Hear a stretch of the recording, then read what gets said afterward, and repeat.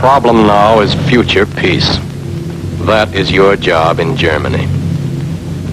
By your conduct and attitude while on guard inside Germany, you can lay the groundwork of a peace that could last forever.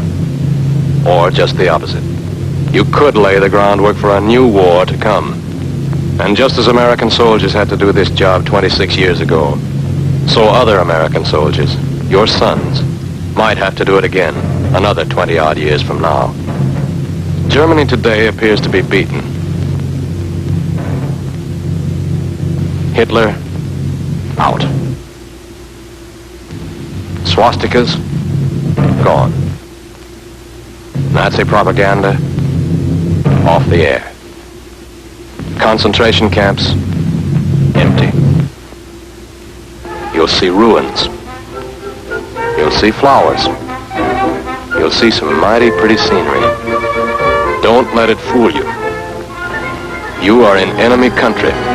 Be alert, suspicious of everyone. Take no chances. You are up against something more than tourist scenery. You are up against German history. It isn't good.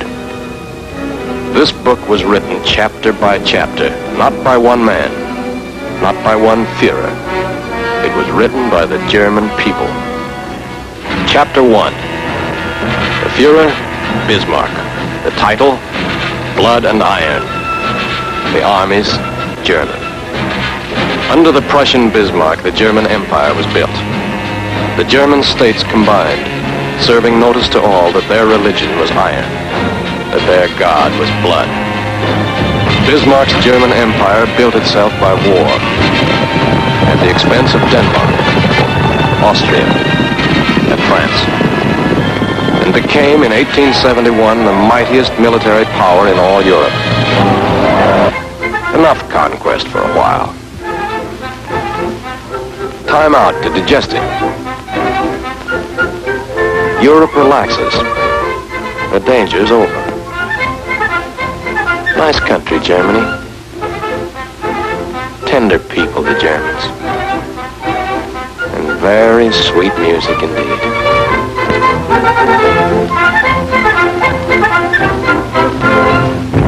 Chapter 2.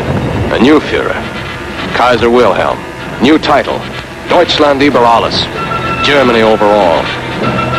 And the same tender German people smacked us with their World War I against Serbia, Russia, France, Belgium, Italy, Britain, and the United States of America. It took all of us to do it, but we finally knocked that Führer out, defeated the German armies. Second chapter ended. We marched straight into Germany and said, "Why, these people are okay. It was just that Kaiser we had to get rid of. You know, this is really some country. When it comes to culture, they lead the whole world." We bit. We poured in our sympathy. We pulled out our armies. And they flung chapter 3 in our faces. Führer number 3. Slogan number 3. Today, Germany is ours. Tomorrow, the whole world. Oh, hell, this is where we came in. Yeah. This is where we came in. And chapter 4? Could be. It can happen again. The next war. That is why you occupy Germany. To make that next war impossible. No easy job. In battle, you kept your wits about you. Don't relax that caution now. The Nazi party may be gone, but Nazi thinking, Nazi training, and Nazi trickery remain. The German lust for conquest is not dead. It's merely gone undercover. Somewhere in this Germany are the SS guards, the Schutzstaffel, the Gestapo gangsters. Out of uniform, you won't know them, but they'll know you. Somewhere in this Germany are stormtroopers by the thousands, out of sight, part of the mob, but still watching you and hating you.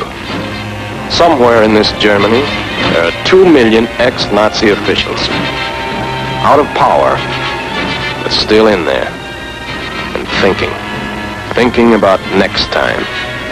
Remember that only yesterday, every business, every profession was part of Hitler's system.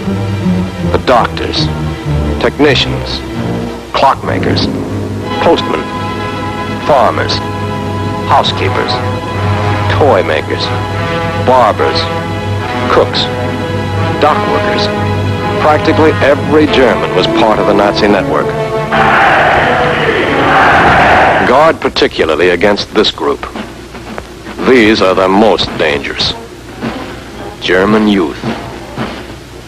Children, when the Nazi Party came into power, they know no other system than the one that poisoned their minds. They're soaked in it. Trained to win by cheating. Trained to pick on the weak. They've heard no free speech. Read no free press. They were brought up on straight propaganda. Products of the worst educational crime in the entire history of the world. Practically everything you believe in, they have been trained to hate and destroy. They believe they were born to be masters, that we are inferiors, designed to be their slaves. They may deny it now, but they believe it, and will try to prove it again. Don't argue with them. Don't try to change their point of view. Other Allied representatives will concern themselves with that. You are not being sent into Germany as educators. You are soldiers on guard. You will observe their local laws, respect their customs and religion, and you will respect their property rights. You will not ridicule them. You will not argue with them. You will not be friendly. You will be aloof, watchful, and suspicious. Every German is a potential source of trouble. Therefore, there must be no fraternization with any of the German people. Fraternization means making friends. The German people are not our friends. You will not associate with German men, women, or children. You will not associate with them on familiar terms, either in public or in private. You will not visit in their homes, nor will you ever take them into your confidence. However friendly, however sorry, however sick of the Nazi Party they may seem, they cannot come back into the civilized fold just by sticking out their hand and saying, "I'm sorry." Don't clasp that hand. It's not the kind of a hand you can clasp in friendship. But there are millions of Germans. Some of those guys must be okay. Perhaps. But which ones? Just one mistake may cost you your life. Trust none of them. Someday the German people might be cured of their disease. The super race disease. The world conquest disease. But they must prove that they have been cured, beyond the shadow of a doubt, before they ever again are allowed to take their place among respectable nations. Until that day, we stand guard. We are determined that their plan for world conquest shall stop, here and now. We are determined that they shall never again use peaceful industries for warlike purposes. We are determined that the vicious German cycle of war, phony peace, war, phony peace, war, phony peace,